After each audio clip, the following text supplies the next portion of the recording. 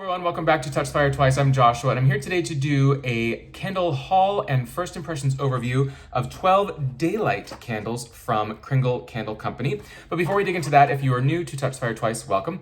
My mission here is to share my love and passion for fine home fragrance as an enthusiast, an educator, a reviewer, to inspire you to increase your own fragrance knowledge and understanding, ultimately enhancing the scent memories that you create.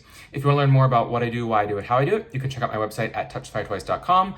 Follow me over on Instagram and over on my newly launched TikTok. Now, let's dig into Kringle Candle Company Daylights. So these are 12 cents from their spring and summer bundle. They were doing a pretty healthy sale on these. They're typically retailing for $3.50, and they were offering this 12 pack for $24. So pretty healthy price there. Normally, I think $42 if you were to buy them individually. And I've ordered Kringle Candle Co. a few times in the past. You can see here I did my brand introduction, which was also with some daylights from holiday 2021. And then I purchased a handful of medium and large jar candles last spring, I want to say it was, a variety of fragrances. And then I hadn't actually purchased any for quite some time. And I wanted to purchase these for a couple of reasons. And I'll get into that, maybe why I haven't and why I decided to take the plunge kind of back into Kringle Candle Company. So I was certainly pleased with the burn quality and some of the fragrances I purchased in the past. The daylights from the holiday 2021, there were more misses than hits for me, but that's okay. There were kind of just like blind purchases thinking what might sound good to me. And some of them were great and some of them just weren't for me. But that's the great thing about daylights and why I really appreciate that Kringle Candle Company does that. Very few home fragrance companies do that. There's a handful. LOFCO does that. Looks like PF Candle Co. now may be sending some little tea light samples. And so it's just a great way to try fragrances. I was really impressed with the formulation. I think a lot of folks in the candle community, especially on Instagram and YouTube now, are talking about the ongoing reformulation with Kringle Candle Company, transitioning primarily to a 100% soy wax blend. I believe it's likely a proprietary blend of theirs, though it is 100% soy. The way that it is milled and produced certainly can be different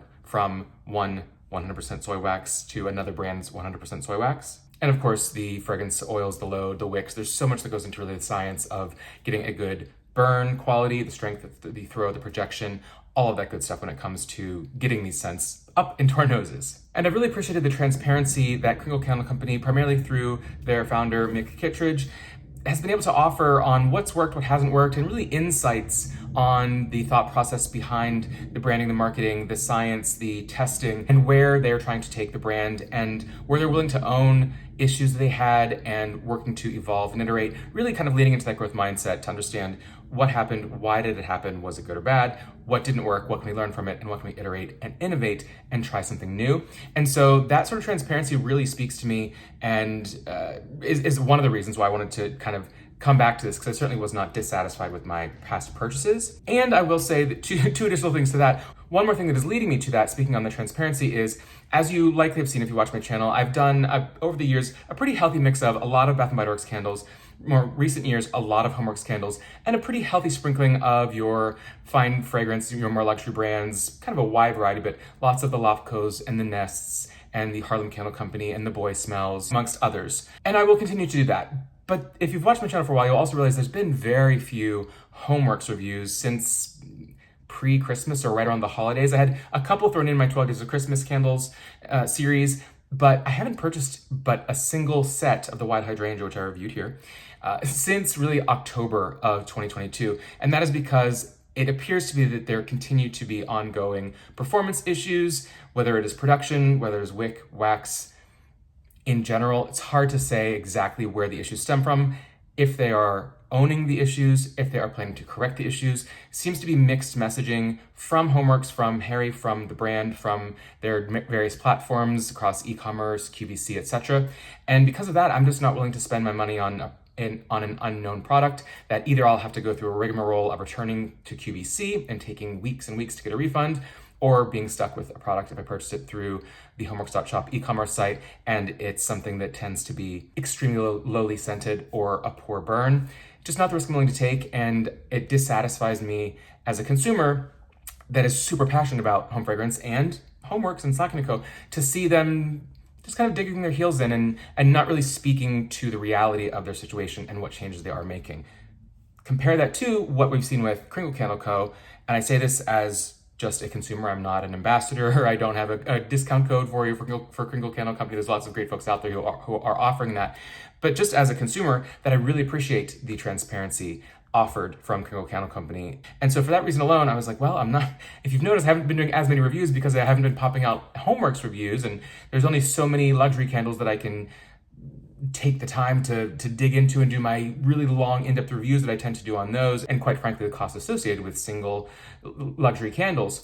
And so I'm looking kind of to diversify and see what else is out there beyond the core couple of brands that I've focused on in the past. Still, of course, purchasing Bath & Body Works. They are such an easy go-to. The quality is fairly solid for what the price point is, and there tend to be great scents, a huge variety, of course, as we know, easy to sniff, easy to return if there's an issue with them. That leads me to Kringle Candle Company. There's been a lot of talk about the reformulation and the great performance. The only couple of cons I have for Kringle Candle Company, or critiques, I suppose, that has somewhat been what has kept me from fully digging into them in the past, comes to somewhat the fragrances. So historically, I've found that the fragrances with Kringle tend to lean either super foodie, like that direct foodie, not just gourmand, but food, cupcake, berries ice cream, that sort of thing. Very straightforward and kind of an obvious fragrance. Or sometimes their conceptuals lean heavily conceptual and feel a little bit like the kitchen sink thrown in for me. Like there's not a super strong perspective on why they're building this. They kind of will build 25 of them versus seemingly taking the time to really, partner with a master perfumer to get it just right with, a couple of amazing blends like some of the fine fragrance, the Nests and the Lofcos and things like that do and spend time on. So the fragrances haven't always been exactly what I was looking for, but that's fine because I think there's plenty that are good for me, just like I find at Bath & Body Works.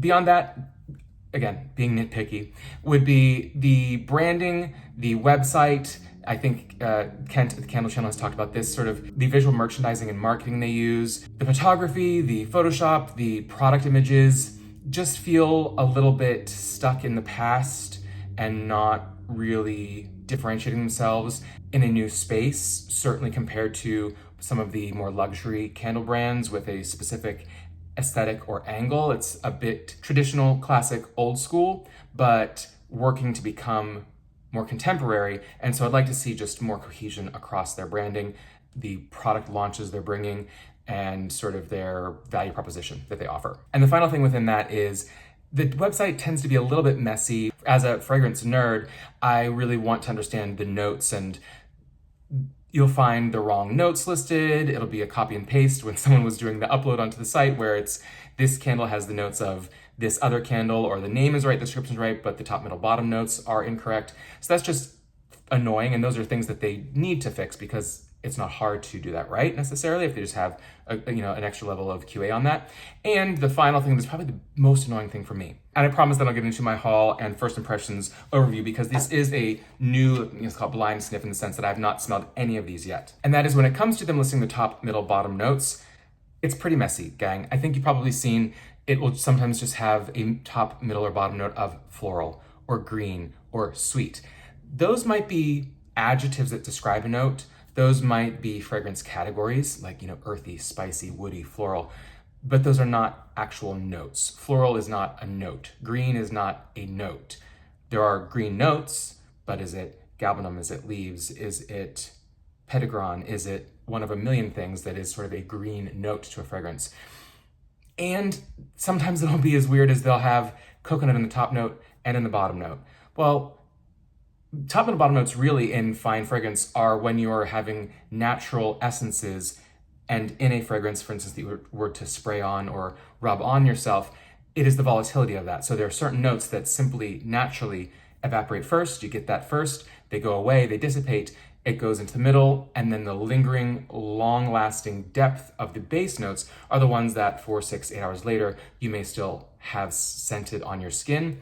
There's less of that top, middle, bottom scientifically when it comes to the synthetic oils that are used in most, not all, home fragrance. But I'm fine with it because it's still the idea of top, middle, bottom notes, and this is where it starts, and there's a bit of this, and then you got the depth of this. It works for me even if it's not perfect scientifically, but when you're saying coconut in the top and coconut in the bottom, well, that's just not how it works, and it doesn't really make sense. Like, I don't need it listed 2 times in the notes because it's just you're smelling it once, unless there's a toasted coconut and a coconut meat or coconut milk and something.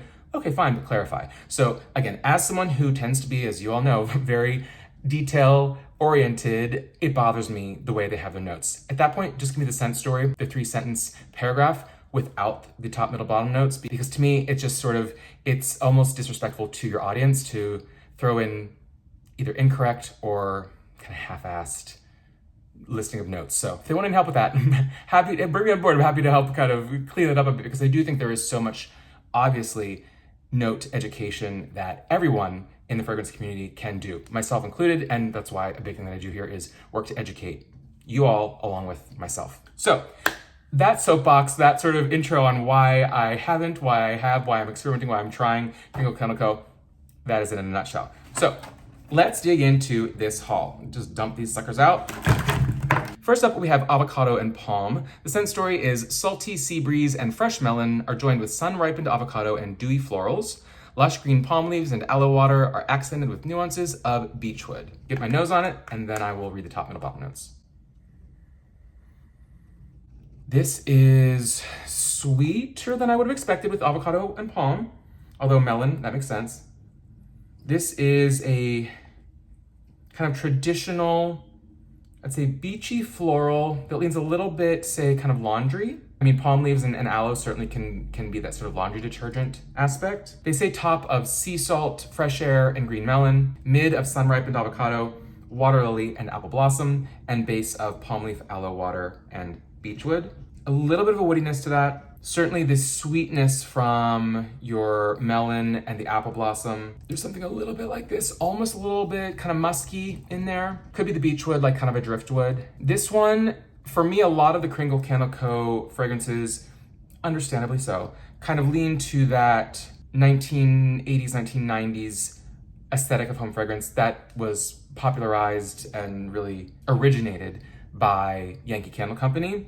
And some of those are, for a lot of folks, either nostalgic or just the style of fragrance they love. Sometimes it works for me, but not always. This is totally acceptable, but to me, this seems kind of a little bit of a kitchen sink where if you smell this, you would never, I mean, the avocado and palm is fine, but I mean, frankly, avocado doesn't really have much of a scent to it. It could add a creaminess, but doesn't have much of a fragrance on its own. But this feels a bit generic in the sense that if this was in a Glade plug-in or hand soap at a restaurant, or again, a dryer sheet, I wouldn't be shocked by it. It's not offensive. It's perfectly acceptable for a powdery, sweet, beachy floral, but not something that I would purchase a full-size candle in. Then we move on to Blue Raspberry, which I believe most of these, maybe all of them, are new. Again, depending if the website is accurate or not, it actually listed that all were new, except I think actually maybe the Blue Raspberry, but they're all new to me. So regardless, someone can comment, let me know if these are all truly new fragrances or not. Blue Raspberry is described as sugared blueberries with a sweet heart of spun cotton candy, is enveloped with dazzling sugared crystal woods and vibrant citrus top notes for pop. So nose on this one, Blue Raspberry. This is juicy. This reminds me of sort of a classic Bath & Body Works style or Slack & Co. style, fruity beverage, summery, again, candied, almost put a little effervescence in there and you've got like some sort of sips, pops, effervescence, tropical beverage. I mean, I suppose it is kind of that like the Blue Raspberry had as a kid, like a Blue Raspberry Blow Pop or Blue Raspberry Jolly Rancher, that artificial, but it's kind of like a mixture, almost like you get with like cereal, like Trix or Fruit Loops, where it's the mixture of berries and like the lemon, kind of lemonine. There's definitely a strong citrus in here, as actually they list out citrus top notes for that pop. Top notes of lime, citron, glazed raspberries, and sweet strawberries. Mid of sugared blueberries and spun cotton candy. Side note, I think a lot of cotton candy, if not most, is actually kind of like a raspberry flavor, so that makes sense. And base notes of dazzling sugar crystal woods and candied musk. Candied musk, I would be curious to hear from their perfumers if they truly got woods and musk. Because, I mean, musk, let's talk about it. You can have sheer musk, you can have amber musk, you can have a lighter white golden veiled musk, but musk is typically a very alluring, attractant, musky, animalic secretion from the glands of animals, historically, right? Fragrance that doesn't always work in a candy scent. So if it's there and they found a way to just put enough in to add uniqueness to the scent, I respect it and that is impressive. But I just wonder if there is some marketing in that saying candied musk, or the crystal woods. Like what is the wood note in here? Truly, is it a cedar? Is it like a sweetened resin of a wood? Because this seems purely artificial candy with lots of citrus. And there's nothing wrong with that. If that's all it is, that's fine. This could be totally fun and bright and sweet to burn in the summer. But I just want to know. I want to know, what exactly is it? That is probably not one I would buy, but it fits in with your sweet summer fruity candy beverages. Then we move on to Botanicals. Fragrant hyacinth and lily of the valley are enhanced with fresh morning dew, followed by green bamboo and shimmering meadow grass. Ooh, okay. That is a spring floral through and through. Hyacinth, a lot of folks think they lump all florals together, but if you watch my videos in the past and you've seen the ones where I talk about hyacinth, hyacinth is green. It can be metallic. It is not just a sweet floral. It is going to be powdery and strong. And lily is going to be seductive and heavy, kind of heady. The morning dew gives you that sort of fresh bamboo, Slacken & Co. vibe, or the green bamboo, forgive me. Meadow grass. Yeah, this is a grassy spring dewy floral. I wouldn't mind even more in the dewiness, like the aquatic side of things. Top notes are morning dew, rosewater, and orange blossom. Mid, lily of the valley, pink jasmine, and hyacinth. So yeah, that lily of the valley and the jasmine really play off each other. And then base of green bamboo, lilac leaves, and meadowgrass. Yeah, actually, it's interesting they say lilac leaves, and I do believe that could be where some of the green comes from along with that hyacinth. But it is kind of a little bit of all of those. And botanicals, sure, botanicals aren't just floral. So again, the naming mechanisms, I'm being nitpicky. The names truly don't matter in fragrances, but botanicals seems a little, I don't know, it's for a floral green scent. Any plant ingredients could be considered botanicals because botanicals are just relating to plants. But this is a nice, fresh, it's a bit powdery, but it's like a fresh powdery. Very much with that grass and the bamboo. So it is a green, powdery, spring floral. This is along the lines of your, Slack & Co. Spring and other dewy, watery, borderline spa aromatherapeutic fragrances. So not bad. Not my favorite, but not bad. Then we've got coconut and blueberry tart.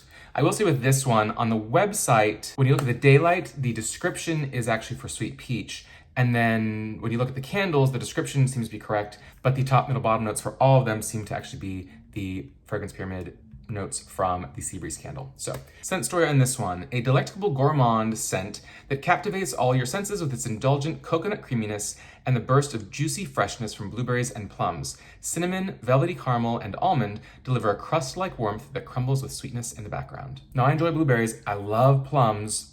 Fine fragrance can do plums really well. The idea of cinnamon, get a little spice in there, intriguing. I love almond. The idea of this is one that I would potentially blind purchase. It does not deliver what I expected though. This kind of reminds me of some vendor wax that I purchased 9-10 years ago from, I don't know, it was from the Bathing Garden. I think that was the main place that I purchased from. There was also Grumpy Girl.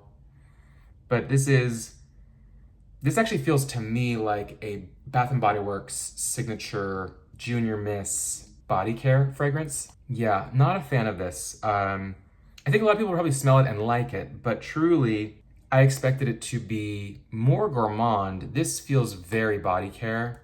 There's certainly either a floral or a musk or a sheer woods in here, maybe even an amber, mixed with the thin sweetness of a blueberry. There's a bit of a velvety, kind of nectary juice to it, which could be the plum, but cinnamon, caramel, almond, and coconut, frankly. There's really not a creaminess to this for me. And the crust-like warmth, yeah, this is not a tart. This is not, to me, an edible food item that they call a delectable gourmand. So yeah, this feels a little thin and cheap to me. There's something sharp about it that is not sitting well with me. The description is great.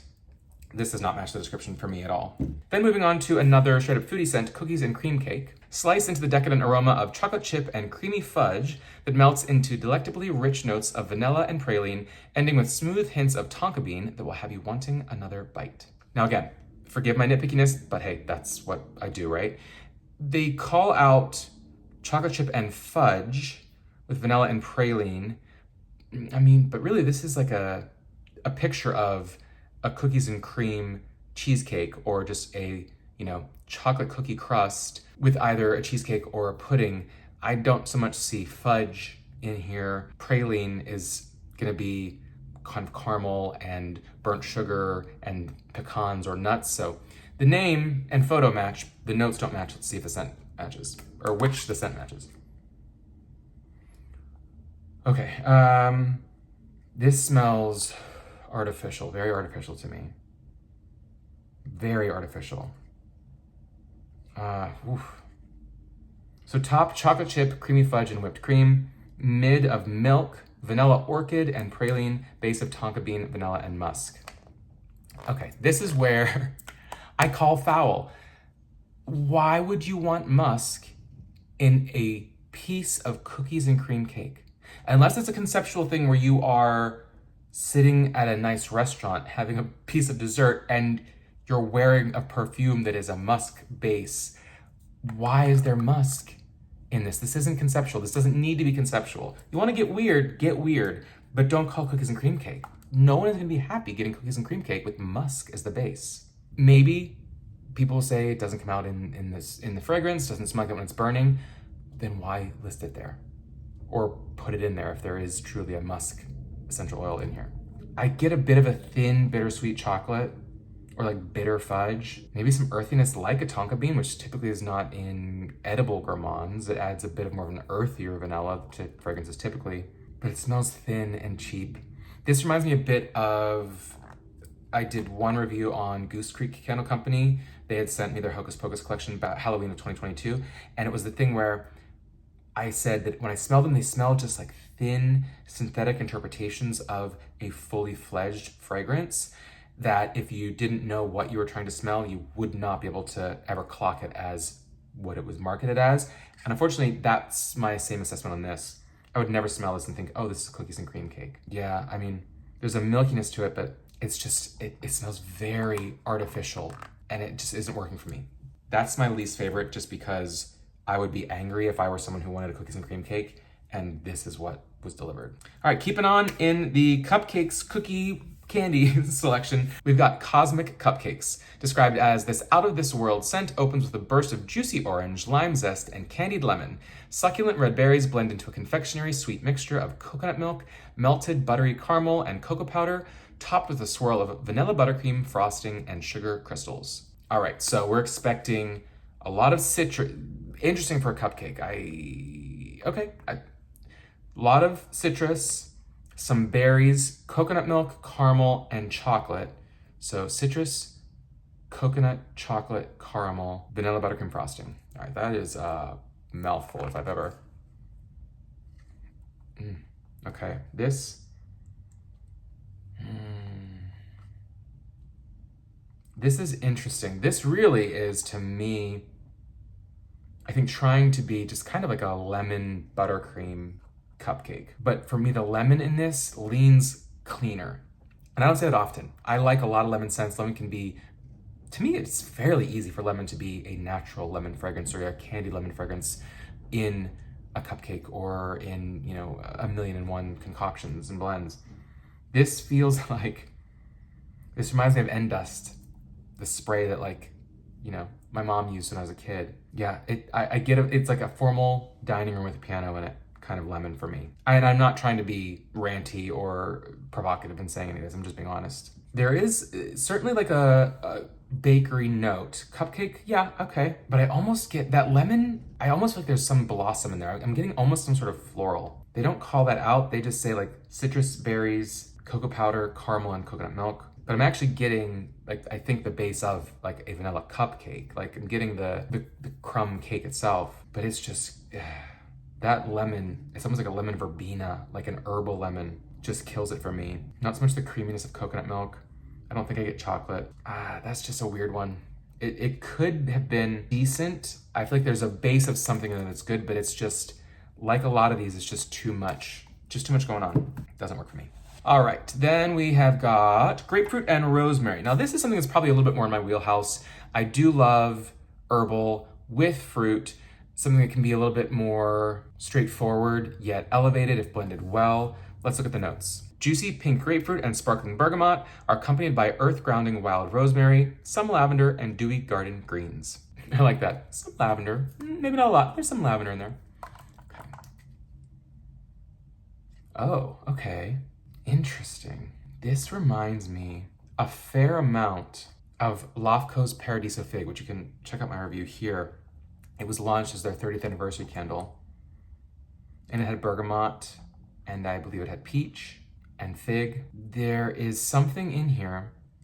Well, they say top of sparkling bergamot, lemon leaf, and juicy pink grapefruit, mid of wild rosemary, white lavender, and dewy garden greens, base of creamy white woods and musk. Yeah, I would almost want to get the Lofco Paradiso Fig. It almost feels like a dupe of that. Or it just happens to be a lot of the, a handful of the same notes and expressing itself, as a sister scent. I like that candle. And so this is solid, but it's funny because a lot of times grapefruit scents, they smell like grapefruit. When you think of the Nest classic grapefruit candle, but it mostly smells like straight up grapefruit. This one, I get some of the dewy greens and some sort of herbal, but doesn't give me rosemary, because rosemary and grapefruit are both very specific notes that maybe could get lost in a blend, but usually they're dominant when you smell them. And I wouldn't call out rosemary or specifically grapefruit. Bergamot for sure, very sparkling, fresh. For me though, this gets a little bit like this, and I think it must be from the white woods or the musk. Brings it more like a perfume, like a body care item versus, I wouldn't call this refreshing. I don't sniff this like I would if it was truly a grapefruit, fresh squeezed kind of grapefruit with a bit of sugar and some rosemary essence to give it that camphoraceous pine-like edge that would be really refreshing and grounding and then uplifting at the same time. Where you go, it's very sharp. A lot of the bergamot and some of that like astringency that comes with the lavender. And the white woods, the woods and the musk, it would be well balanced if it was trying to be a perfume. But in a home fragrance, though I think there's certainly time and place for those type of complex blends, when it comes to a grapefruit rosemary, kind of spritzer here on the label, I don't want musk thrown in there necessarily, and white woods, if it's supposed to be, this kind of spotty beverage. So it's a miss for me.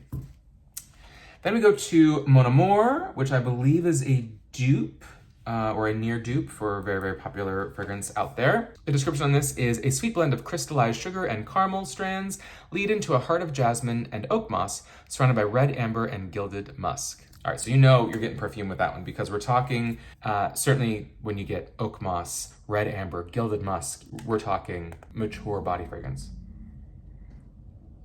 This is strong. With it, oak moss, I got that oak moss. And I do enjoy oak moss. It's interesting.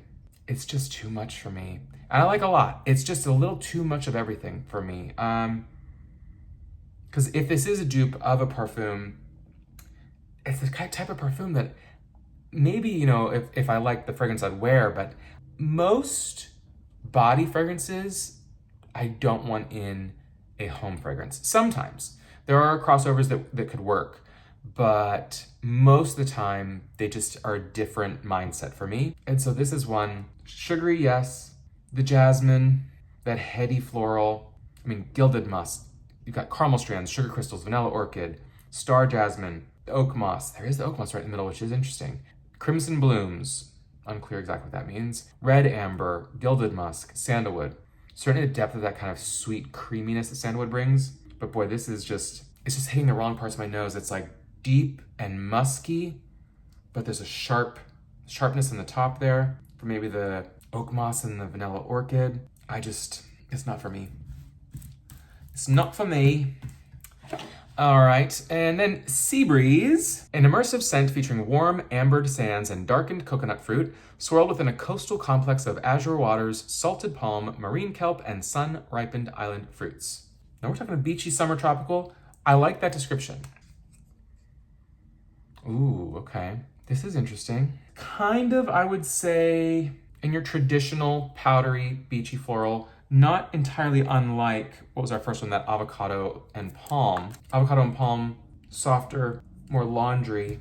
Sea Breeze. It kind of reminds me of that, what Yankee was so good at for that time period really was that sweetness, but a mature beachiness, like your pink sands or whatever it might have been, your sage and citrus, where you've got like some sweetness, you've got some depth, you've got a little bit of that powder. Now they say top here, ozone, coconut, mid, fruit, green, base, coconut, amber. All right, so ozone, coconut, fruit, green, and amber. come on. I mean, you have in the description ambered sands, coconut, salted palm, marine kelp, island fruits. Tell me what the fruit is. That is annoying. That is pointless. The scent story description was so much more informative than the top, middle, bottom notes. The amber makes sense, beachy. Amber can be beachy, but it is quite perfumey mature when it comes to a beachy scent. I'd like my sea breeze to be a little bit more natural or authentic. Like, give me more of the fruits, a little bit of depth, maybe a little bit of something woodsy or musky to give you that warmth. Maybe the palm in here or the aquatic watery is a little bit too sharply powdery for me. So I would definitely give this a shot and burn it, but I just feel like I have so many other similar, better beachy fragrances from Slack & Co, over the years, Bath & Body Works, that I like more than this one. So again, kind of feels similar to that Avocado and Palm, of where if I were in someone's home and they had a Glade plug-in or a mass market hand soap that smelled like this, it would be totally acceptable, but not, oh, that's so unique. And that's my thing is, I'm not getting a ton in here that feels super unique or, oh, they're the only ones who offer this scent. It's a variation on something that many other vendors or brands might have. And the ones that are unique are, in some ways, at least from this, small slice of the brand, unique in a bad way. So we've got 3 more to go. Let's keep going through these. Next up, we've got Saltwater Taffy. Scrumptious notes of creamy, smooth taffy layer with sweet essences of gourmet vanilla, tangy strawberry, luscious pink berry, and pure cane sugar, joined by a dash of sparkling sea salt. Now, I think some of the other reviewers have really enjoyed this one, so I have high hopes for this because a saltwater taffy can be nice. It can be that creamy, sweet. If it gets you that feeling of truly that kind of decadent, thick, stretchy confection, that can be really nice. So let's get my nose on it. Okay, there's an authenticity there. I wish it was creamier, rounder. There is, like one of these other fragrances, I think the cookie and cream cake, there's a thin line of just artificiality in there that harkens back to the admittedly only 3 Goose Creek candles that I sniffed in the fall. And when I think of Slack & Co.'s Bath & Body Works Saltwater Taffy, I think I liked it better. Now, you do get a creaminess, like a candied creaminess, but it feels a little bit stale to me. The cane sugar's there for sure. Top notes, sugar and vanilla, mid, strawberry and sea salt, base, fruit and sweet. Fruit is not a note. Sweet is not a note. Fix it, please. I would burn this one to see what it's like, but it just, I truly believe in Kringle Candle Company, and I have high hopes because some of the scents I've had from them, the tea scent that was, like, I don't remember what it was called, but it was basically like that London Calling kind of tea, lemon, sugar, iced tea fragrance. And then the morning cereal one, Fruit and Flakes, that was kind of like a little bit of banana and a little kind of like an oat milk or like sort of Cheerio sort of oat scent to them. I really, really enjoyed those. And they felt like a different brand than some of these fragrances. I don't know if the soy formulation had anything, maybe a little bit to do with it, but especially that Fruit and Flakes, I burned that down. Like, I had that for probably a month and it was gone. And it just felt so authentic and immersive, even just sniffing it cold. Whereas these just feel thin and like it's missing something, a creaminess or an authenticity. There's just something missing for me. And it's disappointing because I was excited about getting these. I'll probably still try some, but I don't know that I'd buy any of these in their full format. But we've got 2 more to go, so let's see what happens. So we've got Sweet Peach, a decadent blend of juicy peaches and brown sugar wrapped in warm spice and toasted oats topped with honey drizzle and whipped cream. Not the biggest fan of peach scents, however, that description sounds really nice because you have brown sugar, the idea of spice, toasted oats, honey drizzle. That is elevated. That's like an elevated dessert. So let's see if we got that here. Strong hit of your peach. Very, very, very, very juicy peach. Kind of your peach rings, like your traditional peach fragrance you get in most wax. Candied peach. It's more like peach nectar. Like if you were putting I don't know, doing a daiquiri or frozen drink or like a frozen margarita and you wanted to get it peach flavored, they put in like a thickened peach syrup nectar. That's mostly what I get from this. The name, Sweet Peach, it aligns with that. Top notes, honey drizzle, whipped cream, apricot nectar. Mid, Georgia peach, brown sugar, nutmeg. Base, tonka bean, Madagascar vanilla, toasted oats. I really want this to be oaty. I want this to be like a crumble of oats on top that you can really smell that it's toasted and that warmth and graininess that comes from the oat. I could get a little bit of this with like peaches and cream, but a little bit of creaminess, but not so much warm spice. So that's fine as far as peach goes, but not super unique. Nothing that really sets this apart from any other peach fragrance on the market for me. And then finally, tea time. With leaves in the heart of this fragrance, first there is the definitive impact of the top notes, which are both sparkling, warm, and yet refreshing. The undertones achieve both balance and power. Okay, that's the first time I read the description. What? That's weird. That's not very helpful. So with leaves, okay, tea leaves. What definitive impact of the top notes? Sparkling, warm, yet refreshing. Okay. Undertones achieve balance and power. That's almost like a general description of what top, middle, bottom notes are. A definitive impact of top notes. Undertones have balance and power. That's not a scent description. Come on. Get a perfumer and copywriter, please. Tea time. That is spicy. Wow. I would not have expected that. My goodness. This is a fall fragrance for me. That is very spicy. I love spiced anything. Well, top, again, get that copy editor. Top says clove bud. Zesty orange, cardamom. Mid, star anise, steeped tea leaves and cinnamon. Base, sandalwood. It says sandalwoods, 2 words. Come on. And golden honey. Probably some tea in there, sure, like kind of an astringent, sharp tea. With all the spices, you would almost expect like kind of a chai vibe, and cardamom is one of the main ingredients, and so is star anise. So really, the notes are telling me with clove, cardamom, cinnamon, star anise, really that's almost like a masala chai, spiced tea. And think of it like a chai, sparkling, warm, refreshing. Okay, so it leans a little heavy on that cinnamon, and it is like that cassia, strong cinnamon versus your softer, more powdery, true, authentic Ceylon cinnamon. And the clove bud really is killer there too. But I do get some of that orange. I do get some of that cardamom, that really green, sweet, almost camphoraceous cardamom. This could be nice. Not at all what I expected from, well, again, the description didn't say much. I wish it wasn't quite as spicy. I wish there was a little bit more tea, and they could really throw in more of that honey and some creaminess to make this a creamy chai. It's got the workings of potentially a really good blend. So, what is my overall assessment as we get into this insanely long video? If you watched this far, honestly, thank you. I really appreciate it as I've gone on and on. So, I'm disappointed that I don't like most of these 12 because they are a different season than the daylights that I purchased from sort of holiday 2021 a little over a year ago. And what I find strange is if the brand's demographic loves gourmand and bakery, then why do the gourmand bakeries not necessarily smell like a gourmand bakery? Again, the coconut blueberry tart, actually, I'm getting the plum. It reminds me kind of like plum wine amber from Bath & Body Works back in the day. But again, it's more like a body care plum.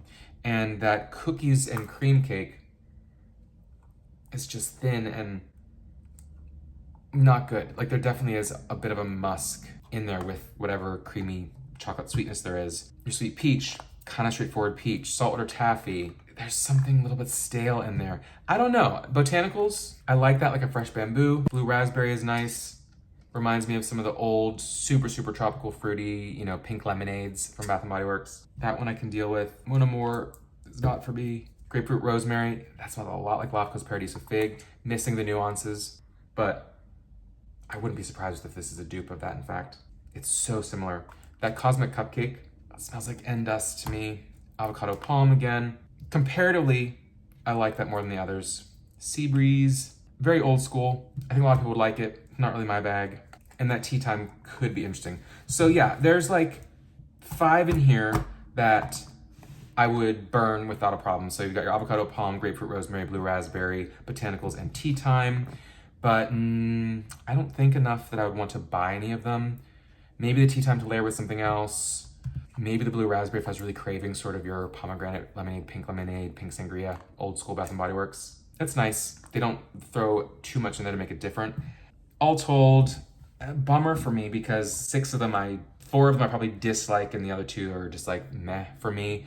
And then the 5 here are solid to good, question mark. I'll still keep it up with Kringle Candle Co. I'll be watching all the reviews as I always do of folks who purchase Kringle Candle Co. candles regularly. I'm so impressed, again, with the transparency, with the brand and mix interaction with the candle community, the authentic ownership of the brand, where they are, where they can improve. I hope they take some of the feedback I have shared here, and I know others would echo to heart and work on some of those things for the brand. And yeah, I think it's probably one of those things where if I can find the right scent, please suggest if you would have any to suggest. If I can find the right scent, I know the formula is great, and I could be all in on that, like that Fruit and Flakes. I may even buy more of that for the spring or summer. But from these, not many, probably none that I would buy tomorrow in a full-size candle, which is disappointing. I kind of thought there would be some I would love in here. So that is my haul and first impressions overview. Please let me know, all of my folks out there who are Kringle fans, if you agree, disagree with any of these, or any of the assessments or critiques I provided for the brand, and if there's anything that you think I would love based on the ones that I enjoy from this haul. So that is it for today, and until next time, take care.